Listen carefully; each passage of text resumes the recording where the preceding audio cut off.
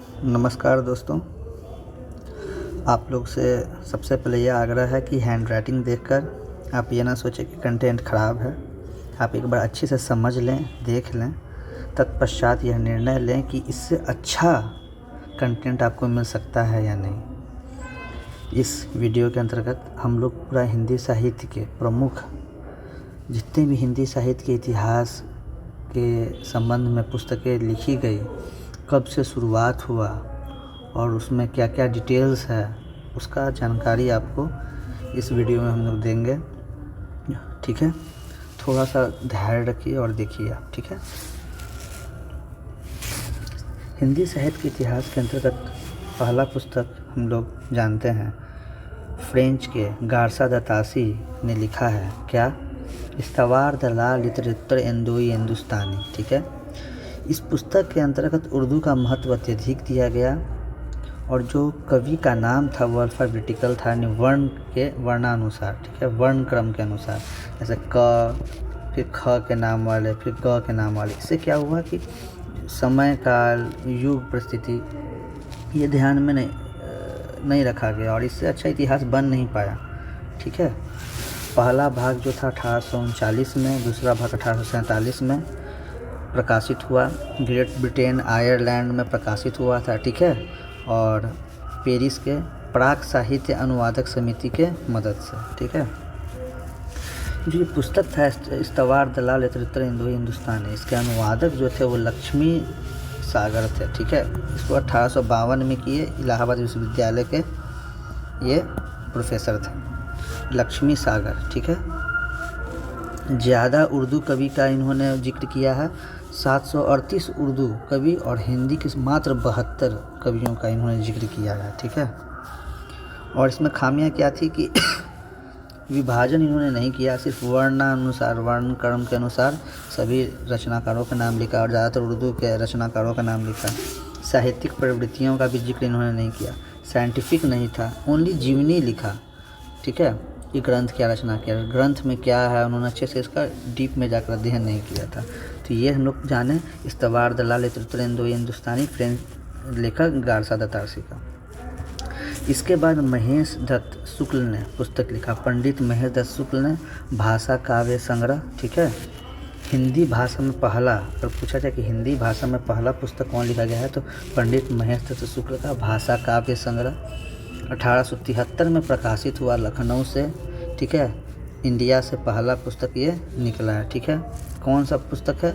Naval Kishore press से यह पुस्तक निकला। ठीक है, तृतीय और हिंदी भाषा का द्वितीय, अगर हिंदी साहित्य के इतिहास का बात करेंगे तो कुल मिलाकर तृतीय और हिंदी भाषा में द्वितीय शिव सिंह सेंगर की पुस्तक शिव सिंह सरोज 1883 में, कहीं कहीं 1888 भी लिख देता है, लेकिन 1883 में ये पुस्तक प्रकाशित हुई है, जिसमें 1000 कवियों का जिक्र किया गया है, जिसमें कवि जीवनियों तथा कविता का उदाहरण दिया गया है। ठीक है, और रामचंद्र शुक्ल जी बाद में लिखते हैं कि उन्होंने अपने हिंदी साहित्य के इतिहास में जब पुस्तक की रचना कर रहे थे तो उन्होंने कवियों के जीवनी के बारे में जानने के लिए कई बार शिव सिंह सरोज पुस्तक का इस्तेमाल किया, जो कि शिव सिंह सेंगर द्वारा लिखा गया था। अगली पुस्तक थी जॉर्ज ग्रियर्सन की the modern vernacular literature of Hindustan. ठीक है, पत्रिका के रूप में छपा था एशियाटिक सोसाइटी ऑफ बंगाल के थ्रू। इसमें 952 कवियों का जिक्र किया गया था। रचना काल पहली बार व्यवस्थित ढंग से इन्होंने किया, इसलिए इनका नाम बहुत ही प्रमुख है। ठीक है, पहला इतिहास इसको माना जाता है।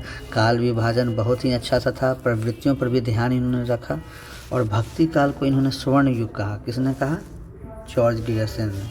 ठीक है, चारण काल, धार्मिक काव्य, दरबारी काव्य, भक्ति काल को, ठीक है, भक्ति काल को घोषित किया।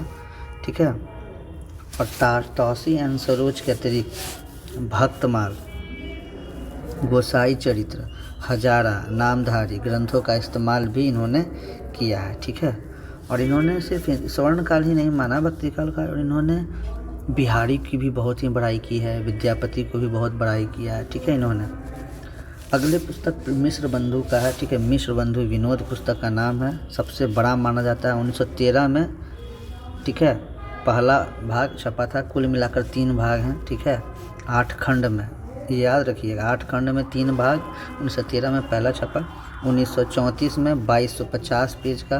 पुस्तक का नाम है मिस्र बंधु विनोद मिस्र बंधु का। 5000 कवियों के बारे में लिखा गया है, 459 कवि हैं, ठीक है। तो शुक्ल जी ने कहा है कि मैंने प्रायः मिस्र बंधुओं के कवियों के परिचयात्मक विवरण के लिए सहायता लिया है, ठीक है। माफ़ कीजिएगा, शिव सिंह सरोज के बारे में नहीं, मिस्र बंधु के बारे में इन्होंने कहा है, ठीक है। गणेश बिहारी, श्याम बिहारी, सुखदेव बिहारी, 3 लोग, ठीक है। बिल्कुल व्यवस्थित ढंग से इनकी पुस्तकें थी। क्या क्या नाम था? गणेश बिहारी, श्याम बिहारी, सुखदेव बिहारी, याद रखिएगा। क्या क्या? गणेश, श्याम, सुखदेव, तीनों नाम याद रखिएगा, ठीक है।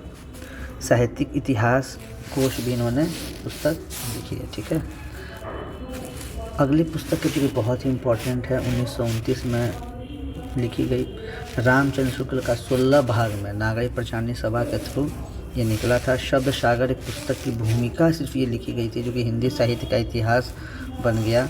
कवि की संख्या अपेक्षा कवियों के साहित्यिक मूल्यांकन, ठीक है। इन्होंने संख्या पर बल नहीं दिया, साहित्यिक मूल्यांकन पर दिया, जो कि बहुत ही इम्पोर्टेंट है।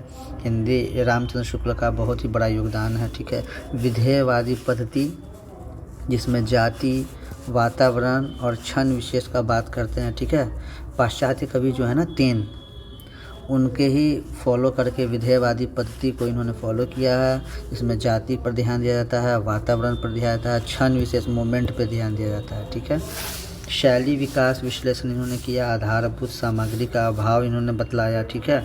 अपभ्रंश को इन्होंने हटा दिया है, ठीक है, आउट। इन्होंने अपभ्रंश को लिया ही नहीं हिंदी साहित्य के इतिहास में। कमलेश्वर के कितने पाकिस्तान जो है कब्र से निकाल कर सबकी गलतियों को कबूल करवाते हैं, ठीक है। ये कितने पाकिस्तान कमलेश्वर की पुस्तक है, जिसमें वो क्या होता है कि कई लोग ऐसे थे जो मर गए, ठीक है। उनकी जितनी गलतियां थी अपने समय काल में, फिर वो कबूल करवाते हैं, यानी कि बाद में इसकी चीज़ को वो खंडन करते हैं कि हाँ भाई, वे लोगों ने गलतियां की है। वैसे ही रामचंद्र शुक्ल भी कई गलतियों को अपने पुस्तक में जगह देते हैं और सभी का आलोचना करते हैं, लेकिन वास्तविक में ऐसा नहीं है, ठीक है। शुक्ल जी कहते हैं कि थोड़ा मुश्किल है ये चीज़, मैं कमलेश्वर की तरह तो ऐसा नहीं कर सकता हूँ। वर्तमान लेखकों और कवियों के संबंध में कुछ लिखना अपने सिर पर एक बड़ा मोल लेना है, समझ पड़ता है। उन्होंने थोड़ा बचे कि भाई वर्तमान में तो नहीं लिखेंगे, लेकिन हाँ पुराने लोगों के बारे में लिखना आसान है। अपर्याप्त सामग्री के कारण कहीं कहीं एक पक्षीयता नज़र आती है रामचंद्र शुक्ल की पुस्तक में। समकालीन जो टी.एस. इलियट है ना, केंद्र रचनाएं हैं, रचनाकार नहीं। क्या जो भी मतलब कि जो उनकी रचनाएं हैं ना, उसकी जो प्रवृत्तियां हैं, ठीक है, उसका बात करते हैं कि क्या साहित्यिक प्रवृत्तियां हैं। रचनाकार का ज़्यादा वो महत्व नहीं देते हैं। युगीन परिस्थितियों की प्रमुखता कहते हैं कि जो युग का परिस्थिति था, युग परिस्थिति में क्या जनता की चित्रवृत्तियों का संचित प्रतिबिंब है ना, उनका डिफिनेशन, तो वो युगीन परिस्थितियों की प्रमुखता वो करते हैं। पहला विकासवादी वैज्ञानिक दृष्टि से व्यवस्थित इतिहास कहलाया, ठीक है। 1929 याद रखिए, कब? 1929। 1848 में पुस्तक लिखा तज़किरा-ए-शूरा-ए हिंदी, ठीक है। मौलवी करीमुद्दीन की पुस्तक है। दिल्ली कॉलेज में 1004 कवियों का जिक्र है, 72 कवि हिंदी के इसमें है, ठीक है। कार्यक्रम का ध्यान रखा गया परंतु नामकरण नहीं किया गया, ठीक है। तो ये एक इनका जगह बहुत पहले ही आया, क्योंकि 1848 का ही है, बाद में मैंने इसका जिक्र किया है, आप तो पहले लिखिएगा, ठीक है। तज़किरा-ए-शूरा-ए हिंदी, ठीक। 1918 में एडविन ग्रीव्स की पुस्तक स्केच ऑफ हिंदी लिटरेचर। 1920 में FIK की पुस्तक ए हिस्ट्री ऑफ हिंदी लिटरेचर। 1940 में शुक्ल के प्रतिक्रिया में इन्होंने भी लिखी आचार्य हजारी प्रसाद द्विवेदी, है ना, स्वतंत्र इतिहास ग्रंथ नहीं लिखा इन्होंने। 1952 में हिंदी साहित्य का उद्भव और विकास लिखा, हिंदी साहित्य की भूमिका लिखा। 1952 में हिंदी साहित्य का आदिकाल लिखा, जो कि इनका ही दिया गया नाम है आदिकाल, ठीक है। सब लोगों ने अलग अलग नाम दिया था ना, वीर काल, ये काल, वो काल, तो इन्होंने आदिकाल नाम दिया। इनके व्याख्याओं का संकलन इसी में किया गया है। शुक्ल जी जो है युगीन परिस्थितियों का ध्यान रखते हैं, लेकिन द्विवेदी जी प्राचीन परंपरा का लोक परंपराओं के साथ व्यापक संदर्भ में इन्होंने सबको ध्यान में रखते हुए पुस्तक लिखते हैं। 1938 में राम कुमार वर्मा पुस्तक लिखे हैं, हिंदी साहित्य का आलोचनात्मक इतिहास। अपभ्रंश कवि प्रथम, स्वयंभी को अपभ्रंश का प्रथम कवि माने हैं, ठीक है। नागरी प्रचारणी सभा काशी, है ना, हिंदी साहित्य का बृहत इतिहास 18 भाग में यहीं से छपा था। ठीक है, तो ये ध्यान रखिएगा। डॉक्टर धीरेन्द्र वर्मा जो हैं हिंदी साहित्यिक परिभाषिक शब्दावली और नामरिक शब्दावली, ठीक है, इन्होंने लिखा है। शब्दकोश का भी रचना किए हैं। डॉक्टर नागेंद्र एवं डॉक्टर हरदयाल जो है हिंदी साहित्य का इतिहास लिखे हैं। 26 विद्वानों ने इसमें मिलकर लिखा है। पुस्तक को 1973 में प्रकाशित हुआ। ठीक है। डॉक्टर गणपति चंद्र गुप्त हैं, हिंदी साहित्य का वैज्ञानिक इतिहास लिखे हैं 1965 में। ठीक है। और आचार्य विश्वनाथ प्रसाद मिश्र रीतिकाल विशेष इन्हें माना जाता है। ठीक है, क्योंकि पुस्तक जो लिखे हैं ये 1986 में राम स्वरूप चतुर्वेदी, है ना, शर्मा, राम स्वरूप शर्मा हैं, ये शुक्ल के शिष्य हैं। शर्मा नहीं है, राम स्वरूप चतुर्वेदी हैं। ठीक है, चतुर्वेदी। हिंदी साहित्य का संवेदना और विकास एक पतली पुस्तक है जिन्हें इसके लिए व्यास सम्मान भी इनको मिला। नीरजा माधव बहुत ही प्रसिद्ध लेखिका हैं। 2013 में हिंदी साहित्य का ओझल नारी इतिहास लिखी। ठीक है।